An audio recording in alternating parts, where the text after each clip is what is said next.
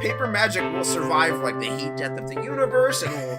Oh, it's a smuggler's copter. Would you like to crew this? And then it crashes because they don't understand arithmetic. All your cards belong to me. 2 minutes into macing him in the eyeballs, I switched to pepper spray. He's like, it's all right, refreshing. And went back to the mace.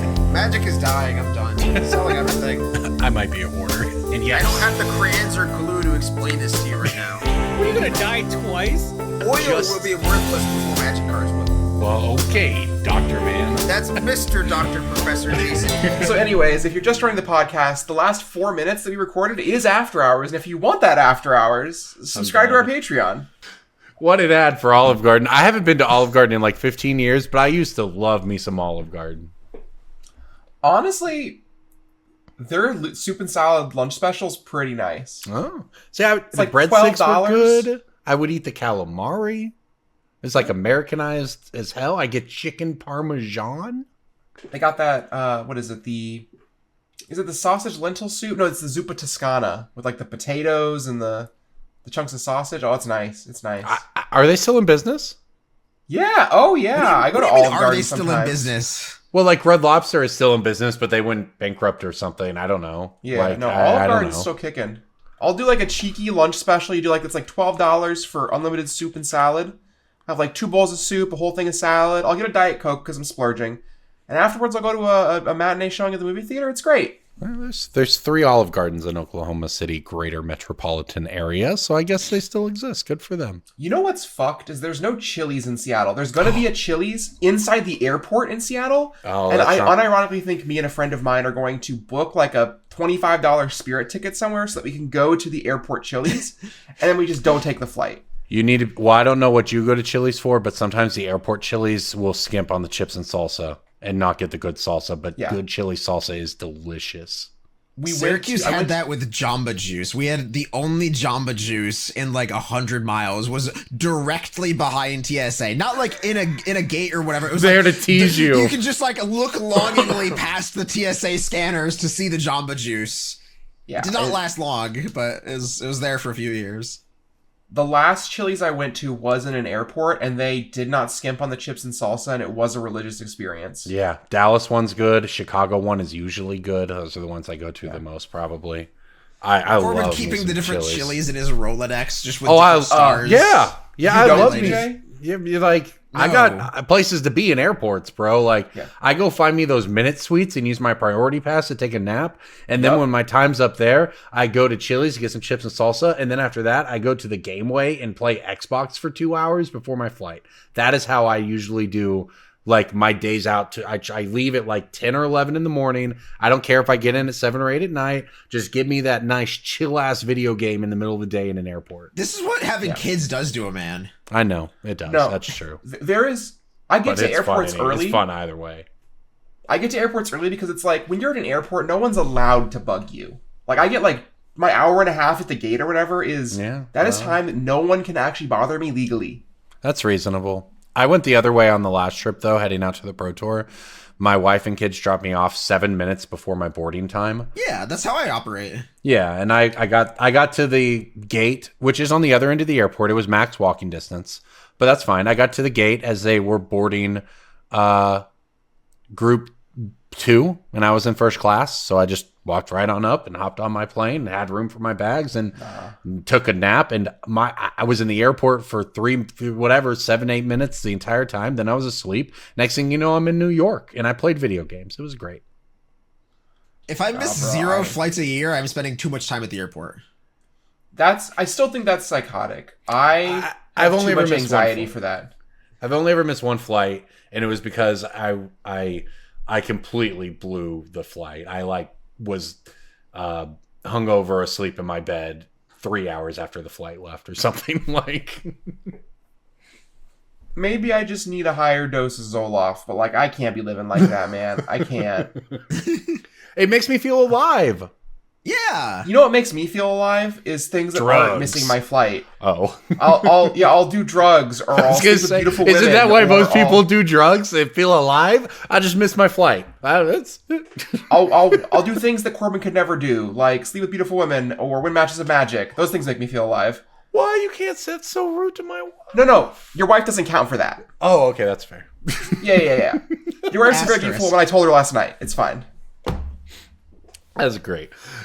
Welcome into Brainstorm Brewery, everybody. This is I don't remember what welcome this is, but we're into the show now for sure. So I guess we'll talk about what do I have on this? These show notes say, well, I guess we were just talking about drugs. It says DJ is clean, but Corbin isn't. I don't know why that's there. That was actually referring to League of Legends, I think, because we were talking about Riftbound cards as well. Oh, right. Yeah. I am almost 6 years sober of League of Legends. I was trying to sell them on ARAM Mayhem. Let us know in the YouTube shortly comments. After COVID is the timeline there. So yeah, the COVID timeline was 6 years ago. I will give you that brainworm, listeners. That is a thing. Today is February 10th. The Pro Tour, early February 2020 the World Championship, early February 2020 that we played on Arena in Hawaii.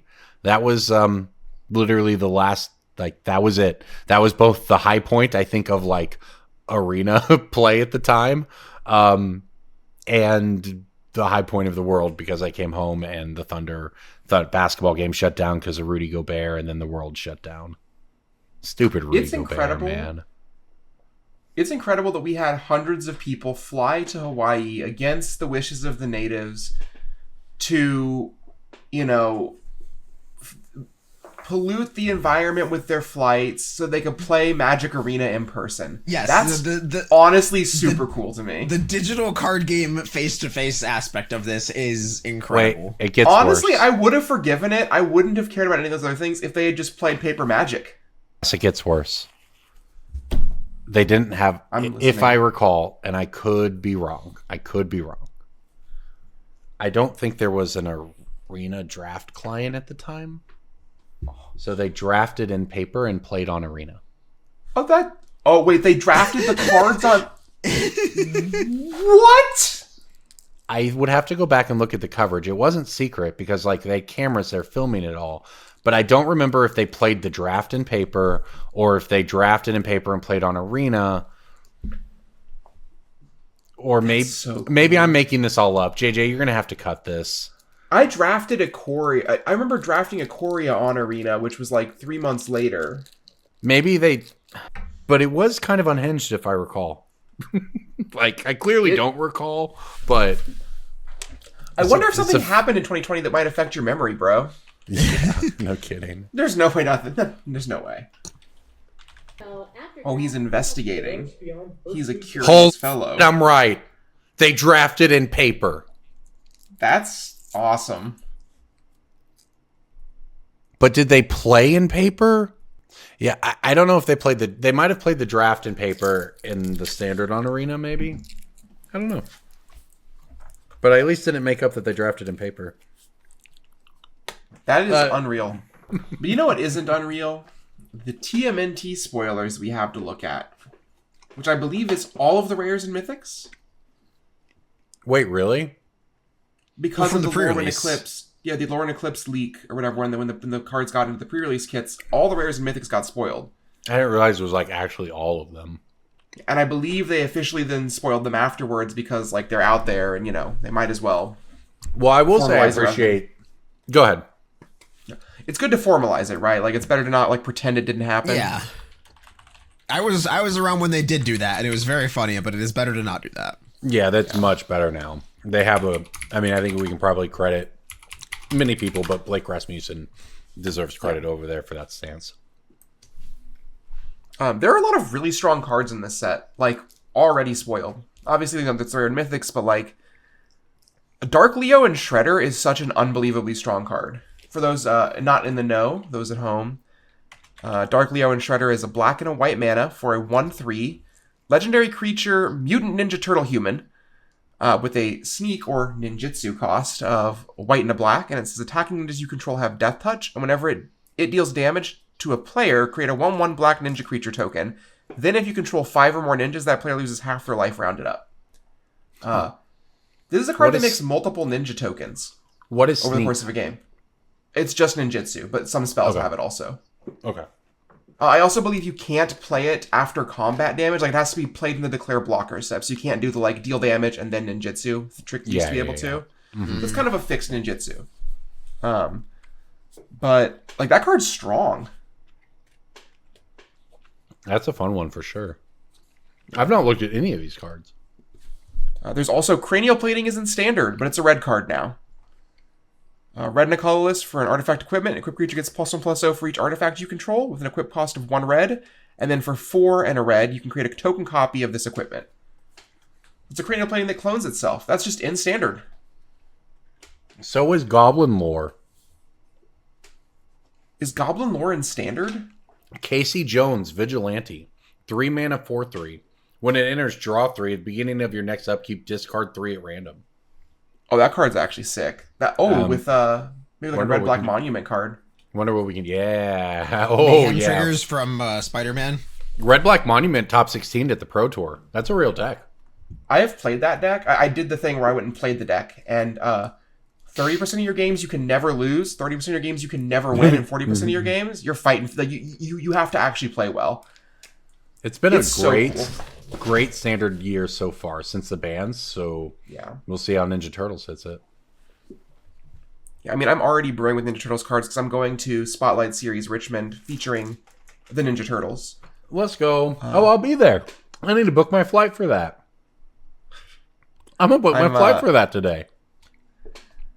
I'm glad I could Corbin, remind why are you eating during the podcast? Why are we bringing back this fucking weirdo. 10-year-old... No, Corbin's got valid. the ice cream bowl out with the same amount of ice cream in it from 2019 or whatever. Like, I found a piece of candy. Oh, you just found a piece of candy. I had a bag on my desk. Can I talk about another TMNT card that's kind of insane to me? I think it's probably better for content if you continue to do that instead of me having an aneurysm back Corbin. So yes, please continue. Northwind Avatar. 2 blue, and a red, 5 mana total for a 5/5 flying Dragon Spirit Avatar. When this creature enters, if you cast it, you may put a card you own from outside the game into your hand. It's a wish for any card type, no reveal. On a 5/5 dragon for 5. Super Shredder's a 1 and a black for a 1/1 menace. So whenever another permanent leaves the battlefield, it gets a +1/+1 counter. That card's really strong. Super Shredder is very good. Like, that card triggering off of fetch land, bounce effects, sacking tokens, like, the card's really strong. It sounds crazy for me to say this, I realize, but is 2 mana too much for a efficient threat that you have to protect throughout the game? Like, nowadays, we're all about 1 mana efficient threats that you protect to keep the game. Is 2 mana too much? I mean, it's possible it is, for sure, but the rate on this card being, like, it counts your opponent's stuff and your stuff, like, that's relevant. I agree. Why aren't any of these turtles merfolk? Well, That's because they're not aquatic, they're amphibious. Huh. Merfolk are not amphibious. Huh. I've never thought about that. I'm super excited for a fish expert in the chat to be like, well, actually, merfolk are technically amphibious for this reason. I've never thought about that. Fair enough.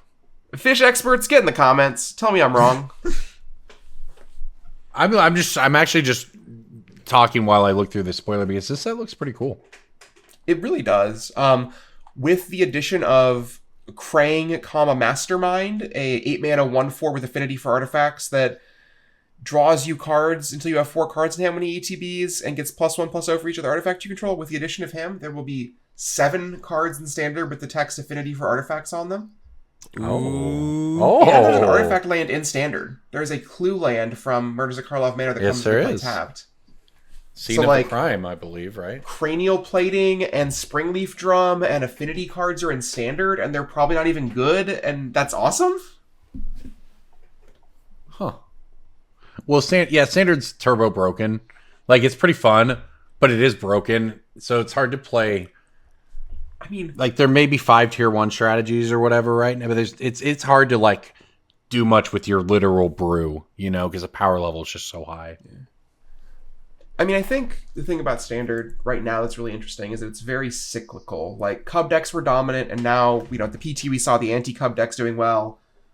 But now, like, we're in this space where, how do you beat the anti-Cub decks? Well, it's clearly not with Cubs. There's got to be some third tier of things that does it, and it's like, you know, the Demons deck was sort of the best of those, and you have to attack the Demons deck, and you try and do that by going under them. And once those decks come up in popularity, then the Cub decks are going to be good again. And Badger Cub being this like really strong sort of changing force in the format is really interesting. Yeah, because it's like the format does sort of start from a place of if you can't interact with the Cub decks making 10 mana on turn 4, then you're just kind of hosed. So it does in that way. It does put pressure on the rest of the format, not necessarily in an unhealthy way. Right. But a lot of the if it wasn't that, it'd be the fact that a lot of the decks have combos in them, right? And that's how a lot of decks choose to attack the Cub decks, right? So it could be instead of a Sunderflock top end of interactive cards, it's a interactive cards plus combo. Or, I mean, heck, even like we were talking about this before the cast, Nassif's pure blue-black control deck with like one creature in it did well. Maybe that's the way to go, you know? I mean, there's a lot to figure out. We've seen the resurgence of like Deep Cavern Bat, Kaito, Tishana's Tidebinder midrange in the face of all of these. Like, if everyone's playing big 6-mana elementals that they're trying to evoke, like, why not just play an efficient tempo game plan? And it's been cool to see the format evolve even as much as it has in like just under a week and a half. Yeah. Since the PT. Well, and I guess, let's see here. Ninja Turtles releases on. Release date. March for Magic. 6th, 2026. March 6th, 2026. So that is under a month from now. Oh, that's brutal. Having to get TMNT cards on 1 day's notice.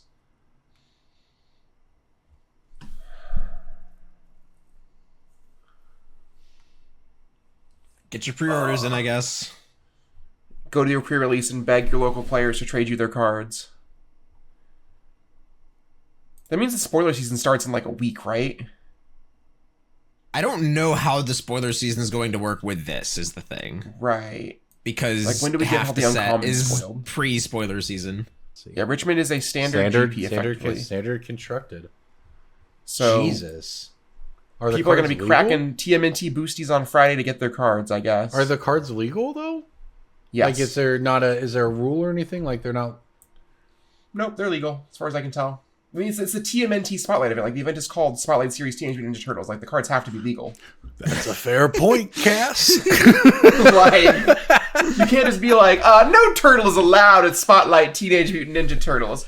No teens, no turtles. Fair point, no mutants either. No teens allowed. You got to upload your photo to the WotC servers. Age verification to get into the GP. Oh man! Well, it's going to be a fun event. Then I'm excited. In fact, if for coverage purposes, it's already laid out for me. I get to highlight whatever's new happening with the cards. Which hopefully there's something new happening with the cards. Corbin's job's too easy. Everyone has to bring stock Cub. No, don't do this to me. That might be worse for the video crew than it would be for me, though. So, you know, I'll be there. I'll survive. I'll be all right. Anyway, come to Richmond. It's going to be fun. There were a ton of people that were in Canada. Where was the spotlight? Toronto. Toronto. Apparently, the venue was. Excuse me, not ideal, I guess. And then they added a bunch of seats. Like pure. You know, that's. You know, I put it one way, and you have a way with words, though, so it's hard to argue with that one too much. Let's break some bulk. Let's frickin' break some bulk, guys. Breaking bulk time. Let's break some bulk. I got a nice one. Okay. And it's gonna come right after DJ does his, because I always cut him off. Go ahead, DJ. So I'm not gonna make you guess it.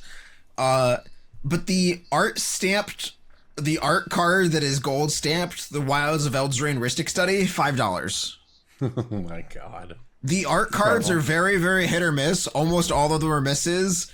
You kind of just have to use your intuition to guess which ones might be good. A lot of it's like, is this a Universes Beyond character that has a relevant artwork? Like, a lot of Final Fantasy art cards are worth more than you might think they are, but in terms of the Wilds of Eldraine art cards, it's just like Omniscience and Ristic Study that are worth something. So I've got a collection in recently, and it had like 500 art cards, and I thought, you know what, I'll just take 3 seconds to skim to see if there's any Final Fantasy ones. Pulled out the Ristic Studies. There was like 3 of them, and I thought, this is worth looking up, and I was justified. $5. There's actually velocity for them too. Like they do sell reasonably often, so I will eventually get rid of them. I guess we'll see. I feel but like my that's buying actual them as card, proxies. yeah. Just jam it in your commander deck as a Ristic Study, which did not get banned. My actual breaking bulk is a Avacyn Restored uncommon. That is blue.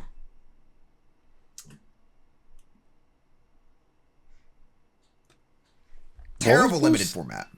Yeah, that's what I was trying to. That is where I was trying to figure out. Remember what blue was in that set? Is it unblockable thing? No. Is it the bound? Is it like the Raven? Mist the Raven? bounce 2 creatures one? No. I think you're thinking of Mist Raven, which was a good card in that. Ghostly Flicker is a common. Ghostly Flicker is a common. This is an uncommon. Crazy. Has a couple reprints, not a million, but it's got a couple reprints. Yeah. Average normal version is like $1.50. Sorry, you said Rise of the Eldrazi, right? I said Avacyn Restored. I'm sorry. Yeah, Avacyn Restored. That's what I was thinking.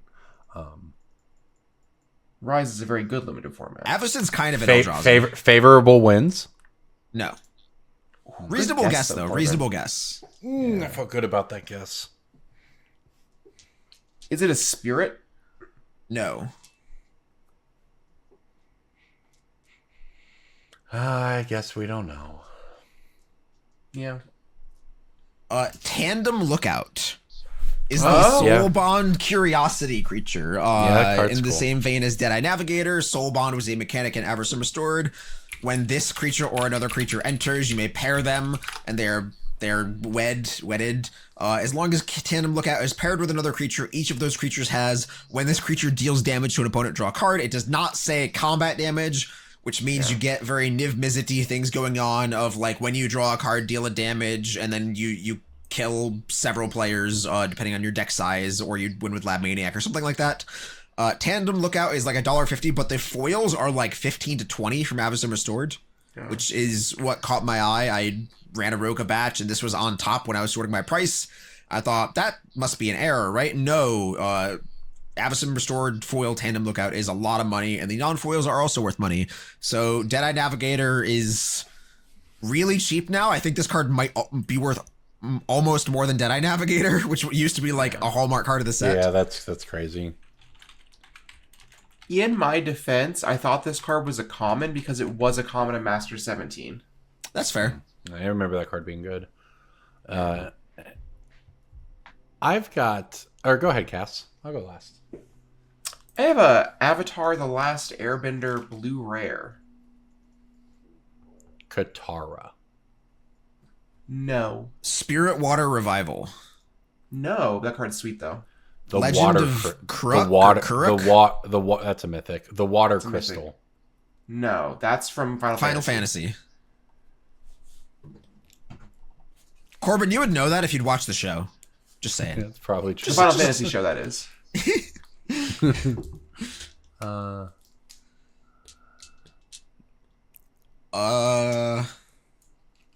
River Crossroads. Bloodbending. Something, the secret of bloodbending. That's a mythic. And no Corbin. Is it the lady who does the bloodbending, like Hana? No, that's an uncommon. Okay. The Moon Spirit.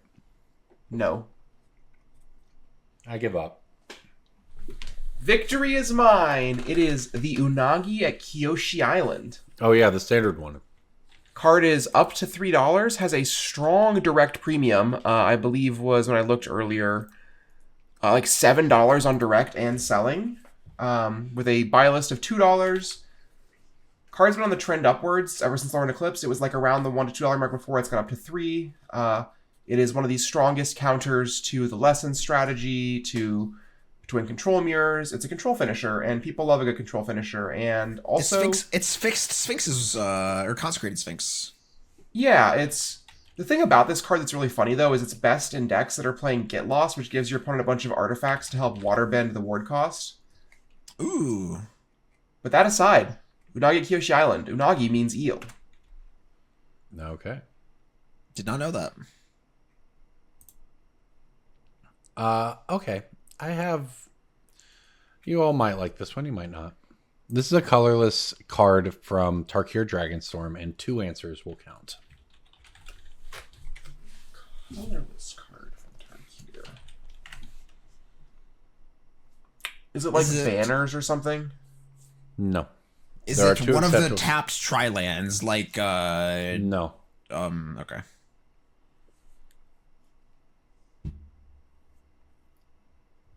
There You are said two Dragonstorm, right? Yes, there are a minimum of 2 acceptable answers.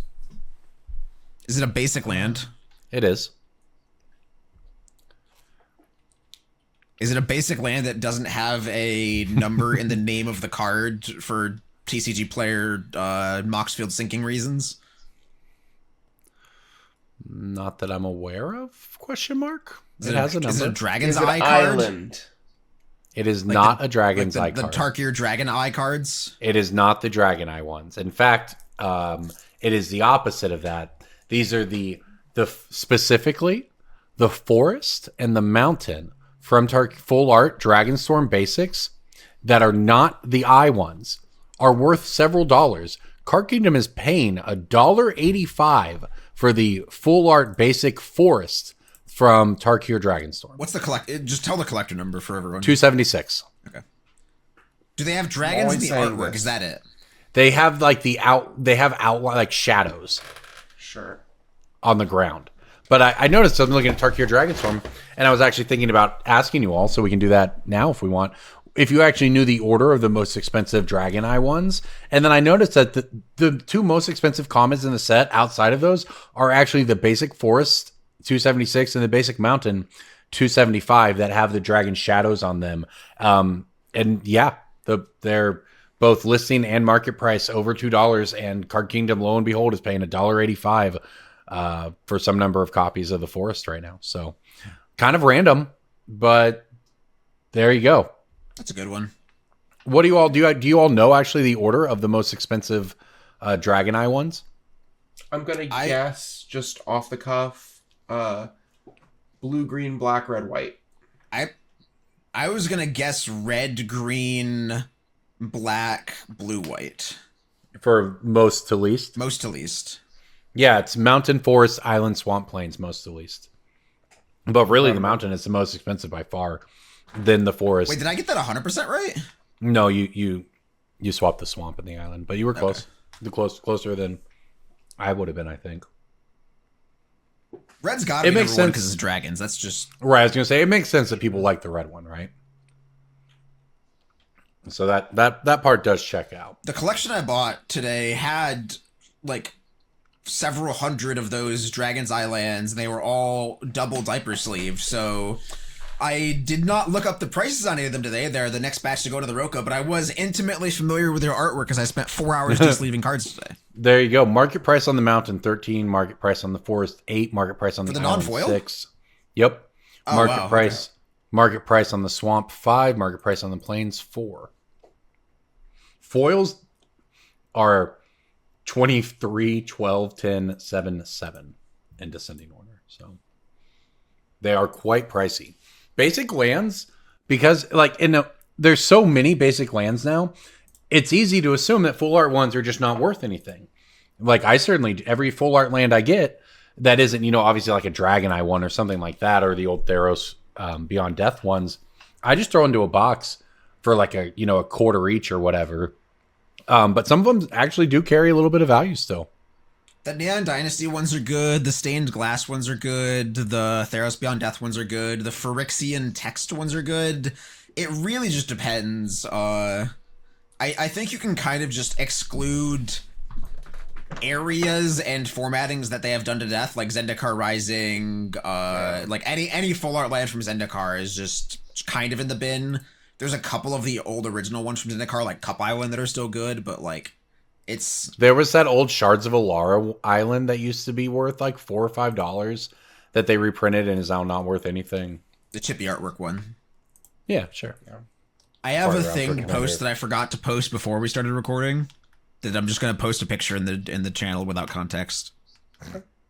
Okay. We can just talk about this. Oh, that's fucking awesome. Vegeta is shitting in this image. Like he is squatting. He is definitely doing that. What a bizarre is This Raichu is doing a double restaurant kick? in my mall. Emily What and a I were. whimsical Raichu. So Syracuse doing- got an IKEA, which is a big deal because prior to this, the closest IKEA was a 4-hour drive to like New York City or Philly. That's all. So Syracuse gets an IKEA. Emily and I go to check it out, and I walked past this design of a restaurant in said mall, and it's something. Graphic design is someone's passion, and I love that for them. Mom, can we go to the ramen place that has Raichu and Vegeta? Yeah. Legally distinct we go- Pokemon. Go Dragon to the Ball ramen place that Y. has Rachel and Vagina. That's their names. You're missing out if you're not watching this on YouTube. I'll say that. That is true. Well, speaking of Raichu and Vegeta, Hasbro announced some partnerships recently, and people are talking about which of these might come to Magic, which of these might not. Those partnerships are Voltron. Actually, I'm not familiar with that one. Street Fighter, K-pop Demon Hunters, and Harry Potter. Now, again, this is Hasbro, not Wizards of the Coast. Yeah, we saw some concern on social media this morning, as it was announced today, from people who thought there might be Harry Potter stuff in Magic, and it seems like we've received multiple responses, both from official social media accounts and also individuals in the company, that there's nothing like that coming anytime soon because they have their own wizard school, Strixhaven. To me, this screams Hasbro re-upped their contract to make Harry Potter Monopoly. Yeah. I think that K-pop Demon Hunters, Street Fighter, those are things that might be kind of cool as secret layers. Obviously, they've already done Street Fighter. I think that it would be very disappointing if they were to do Harry Potter. And I also think that Wizards of the Coast doesn't want any part of that. So it's very reassuring to hear that. I think a lot of people are glad to hear that. To me, it's only a matter of time before some middle manager pushes through a controversial IP for Universes Beyond. But I think they are like 2 or 3 of those mistakes deep before Harry Potter even comes to the surface. Like, I think that they are well aware that this is anathema to such a huge portion of their consumer base, and it's just like they don't want to be associated with the drama. Yeah, it's just not worth it. It has Right. been. It is like, what's the accident sign that you flip over? It has been 4 years since Therese Nielsen artworked a card in Magic the Gathering. That is what I will say. Well, gosh, did you see Seb McKinnon making the news? He was arguing with the Magic playing figure skater, right? He claimed that she stole his music. Well, he asked questions. I don't want to mess anything up here. Right. He said he was asking questions about how she was able to use his music without his permission. And he was extremely convinced that he owned the rights to his music entirely. And therefore, he had to be asked permission. But like anyone who actually knows what happens is the Olympic Committee has an insane amount of vetting for every piece of music that is used. It obviously was licensed legally. Now it all gets pretty awkward because this is the girl, Amber Glenn, who's making the news rounds because she talked about Magic in her interview on NBC as being her hobby. It's been a big part of her thing. She's also a member of the greater LGBTQ community, and therefore has received a lot of hate and harassment online. And therefore, then that's the context in which Seb McKinnon, somebody who was most notably associated with the Canadian trucker rallies, if I recall, to be alleging that she might have used his music without permission. Just a lot of, a lot of people probably aren't aware of any of this stuff. Like, I'm just saying words that and don't you're make better sense off to if any you're of not. them. Let's be real. Like, I mean, yes, but us talking anyway, about it is this making isn't your. What is it? It's insidious, is what it is, right? Like it's not coincidences. In my Here's what opinion. you need to know, is that she won a gold medal, and he is on Twitter throwing insults. Yeah, it's just disappointing. But that's that. So, moving on from that, I guess K-pop Demon Hunters. My kid watched and actually liked that one. Apparently, they were using the K-pop Demon Hunters music, I guess, for part of the Olympics, and he was like, "Why are they using this song for that?" And I was like, "Oh, I had no idea that's what this was. That's cool." But I think a secret layer for that would probably go over pretty well. It would go over very well, I think, yeah. Very popular. They probably have to align it with, I think it's getting a Season show, 2? I believe. Because it was originally supposed to be it's a show, movie. and then Yeah, they condensed it to a movie, and then the movie did gangbusters, and then they're like, hey, can we get the show now? And they were like, okay, fine. So, like, I imagine they would want to align it with some sort of release of the product or something like that. All right. Well, let's hop into pick of the week here before I know Cass might have to leave before DJ and I bullshit a little more for y'all's ears. But let's do pick of the week. Pick of the week, pick of the week, pick of the week. Time for the pick of the week. I won't got a pick nice Dockside Extortionist. It spiked, by the way. All the cards that people thought we're back into that cycle of could this get unbanned in Commander, and it The spikes. Splinter Twin roller coaster. Yeah. Dockside Extortionist is on that one right now.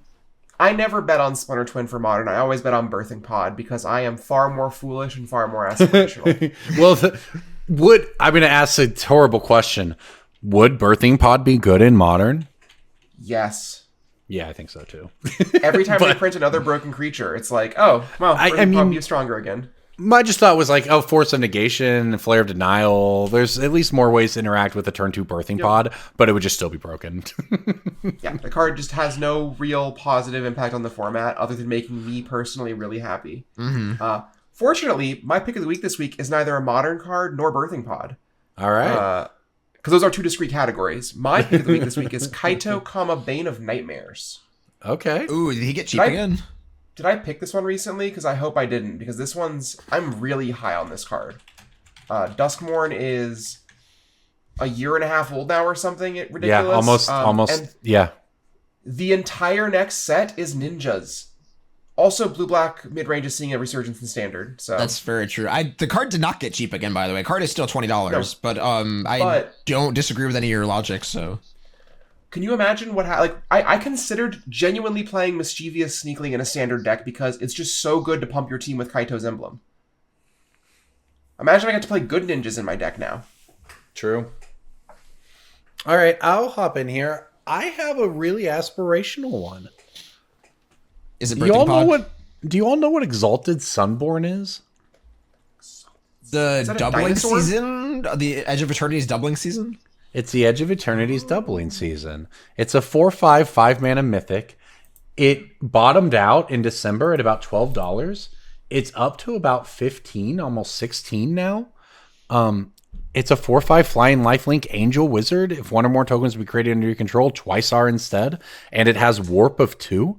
And it has climbed from 12 to 16 in the past, month and a half. And it just feels like a card that's going to continue to rise in price. It doesn't feel like a very easy card to reprint. And it is DJ, like when DJ can sell it as, oh yeah, that's the doubling season angel. I just think it's got a lot of ability to keep creeping up. Sure. Seems fun. Yeah, so last week I picked Timeless Lotus because it was in a Lorwyn Eclipse precon and went down to like $2 or $3. I have another card that used to be $10 and went down to $2 or $3. So you can diversify your portfolio with cards that were in Lorwyn Eclipse precons that were $10 and went down to $3. Tree of Perdition, everyone, is back to being a very, very small amount of money. It has new artwork, and it's a card that you play on turn 4. It's what do you call it? It's Soren Markov in the year of 2026. Like, people really like turning your opponent's life total from 40 to... I'm not sure how I feel about the new Tree of Perdition art. I'm not going to lie. But it is very cheap in the reprint. I don't know how to feel about Tree of Perdition at all now. I gotta go. Oh, man.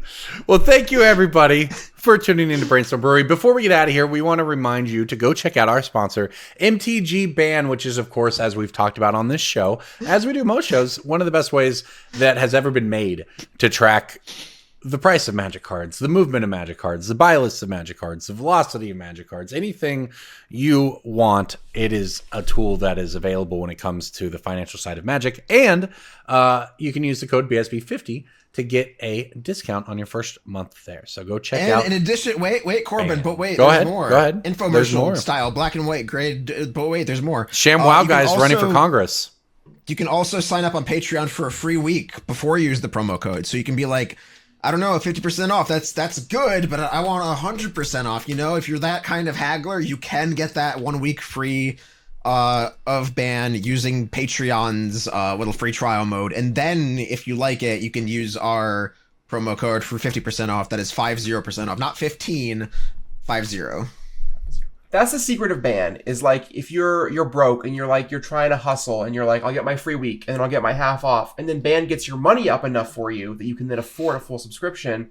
It's like it's free at that point. It's like it's free forever because you just got your money up. And you know what? My advice is always get your money up, drink less milk. Subscribe to mtgban.com. I forgot about Milk Guy, but how's Milk Guy doing? Milk Guy's doing great. They played a PT, didn't do great at it, but seemed to be going on. Spent some time in Europe. Made it to the PT though. Made it to the PT is the sunny side up. Like spent some time in Europe. I think is studying ancient Greek right now. We're a big fan of Milk Friend. Hell yeah. Milk should sponsor us. Big milk. I'll say drink milk if they pay me. Big Milk should sponsor us for sure. I drink a lot of milk. I would love it if Big Milkers sponsored us. Good night, everybody. See you next week. That was great.